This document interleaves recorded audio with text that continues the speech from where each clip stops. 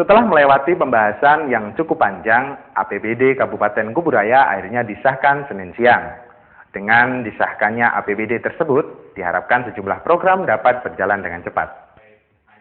Anggaran pendapatan dan belanja daerah APBD Kabupaten Kuburaya tahun 2012 akhirnya disahkan. Pengesahan itu setelah melalui 8 kali pembahasan yang cukup panjang dan alot, terutama pada saat pembahasan kebijakan umum anggaran atau KUA dan PPAS. Untuk itu, Ketua DPRD Kuburaya Sujiwo meminta maaf kepada seluruh masyarakat Kuburaya atas keterlambatan pengesahan APBD.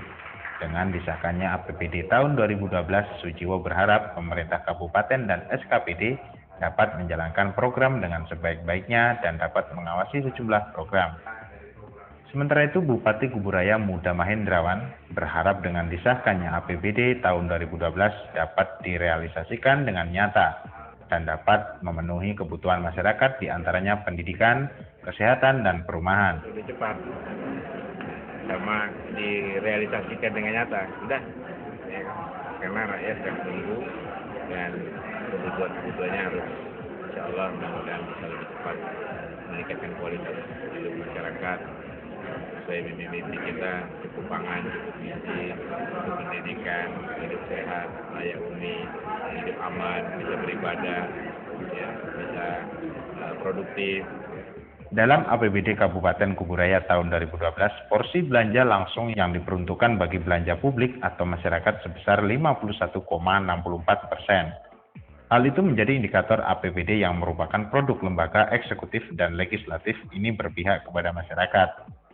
Setelah sempat tertunda, akhirnya pengesahan APBD 2012 terlaksana. Bupati berjanji meski terlambat, pihak jajarannya akan segera melaksanakan agenda yang telah disusun. Sementara itu, Ketua DPRD Kuburaya Sujiwo menekankan agar ke depan keterlambatan serupa tidak lagi terjadi. Sebab terjadi keterlambatan seperti ini sangat mempengaruhi pada realisasi program.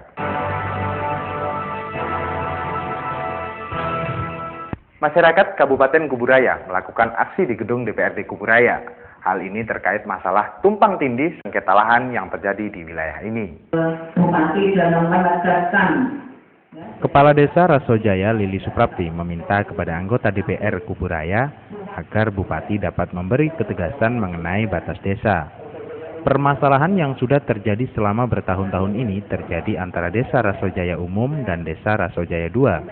Polemik yang terjadi ini sendiri sempat berujung dengan tindakan anarkis. Dalam hal ini 100% kami tidak punya kepentingan apa-apa karena dengan adanya tanah yang diperbutkan sesentu tanah pun kami tidak punya. Namun kami juga masyarakat terbelah yang ada di wilayah ini cukup ikut prihatin dengan terjadian ini. Ya, jadi sekali lagi kita tidak minta keputusan, tetapi Bupati dimohon menegaskan atau mengokohkan ya batas desa wilayah Rasojaya dan Rasojaya Umum itu. Ya, karena kalau kita memang mohon menegaskan karena sudah lama batas itu memang sudah ada dan sampai saat ini kita belum mendapatkan atau mendapat pemberitahuan bahwa ada perubahan. Menurut salah satu warga yang juga menjabat sebagai anggota DPRD Kuburaya, Suprapto, sebenarnya masalah ini sudah beberapa kali dilakukan mediasi antara pihak masyarakat desa beserta beberapa kepala desa di kantor kecamatan dan sudah menemui titik temu dan disetujui. Namun ada beberapa pihak yang memprovokasi sehingga masalah ini kembali berkembang dan memanas. Tim tapal batas yang sudah dibentuk pemerintah juga meminta untuk bekerja berdasarkan data-data yang sudah ada dan sah serta jangan dipengaruhi provokasi. Dan kebetulan saya sendiri adalah anggota DPRD dan warga Rasojaya II. Dan permasalahan tapal batas antara Rasojaya II dan Rasojaya Umum ini sudah berlarut-larut, sudah bertahun-tahun gitu. Nah, sampailah kemarin titik akhir terjadi anarkis oleh masyarakat karena apa? Karena memang tidak ada kepastian masalah tapal batas itu untuk diselesaikan oleh pemerintah daerah. Nah, setelah ini maka dibentuklah tim. Maka kami dari lembaga DWD menyarankan kepada tim mohon benar-benar bekerja kepada data-data yang sah, tidak dari masukan-masukan oleh seseorang yang tidak tahu persis, karena masukan itu bisa salah. Dalam pertemuan ini, anggota DPRD berjanji akan memfasilitasi untuk membawa hasil pertemuan ini kepada Bupati Kabupaten Kuburaya dengan melihat bukti-bukti yang ada serta berpegang teguh terhadap fakta-fakta yang ada di lapangan. Masalah sengketa lahan memang seakan tidak ada habisnya. Jika tidak segera ditangani, hal ini dapat menimbulkan konflik berkepanjangan, seperti yang kerap terjadi di beberapa daerah di Indonesia.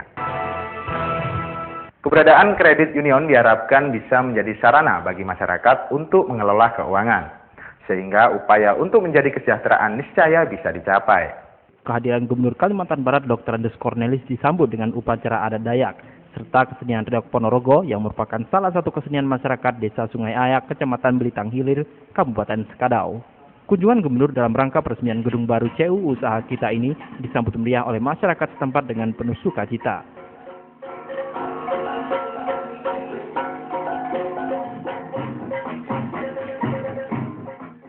Pihak CU sendiri menyatakan keberadaan CU sebagai lembaga keuangan merupakan bentuk representasi sifat gotong royong untuk mensejahterakan anggota, sebab jika dilihat dari sejarah berdirinya CU Usaha Kita ini hanya bermodalkan kurang dari 1 juta rupiah. Bupati Sekadau Simon Petrus saat memberikan sambutannya mengatakan keberadaan CU di kabupaten ini sangat maju pesat, di mana hal ini sangat membantu pemerintah khususnya bidang ekonomi. Sementara itu, Gubernur Kalimantan Barat Dr. Andes Cornelis menghimbau agar masyarakat Sekadau benar-benar memanfaatkan CU Usaha Kita ini, yaitu untuk memanage keuangan masyarakat di daerah dengan menyimpan uang di CU serta disiplin dalam angsuran. Harus disiplin. Pertama harus disiplin. Disiplin sebagai anggota, disiplin harus meminjam, disiplin harus mengembalikan.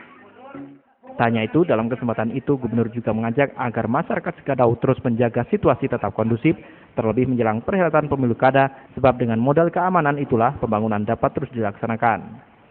Kredit Union Usaha Kita merupakan koperasi kredit yang berdiri sejak tahun 1989, di mana kantor yang didirikan ini senilai 7 miliar rupiah, berdiri di atas lahan seluas 12.000 meter persegi, berlantai 3 dengan luas mencapai 11.000 meter persegi. Kredit union merupakan salah satu unit usaha keuangan yang cukup fenomenal di Kalimantan Barat. Untuk itu, Gubernur sangat mendukung keberadaan CU. Sebab keberadaan CU bisa mengakomodir kebutuhan keuangan bagi masyarakat yang tidak terakomodir oleh bank.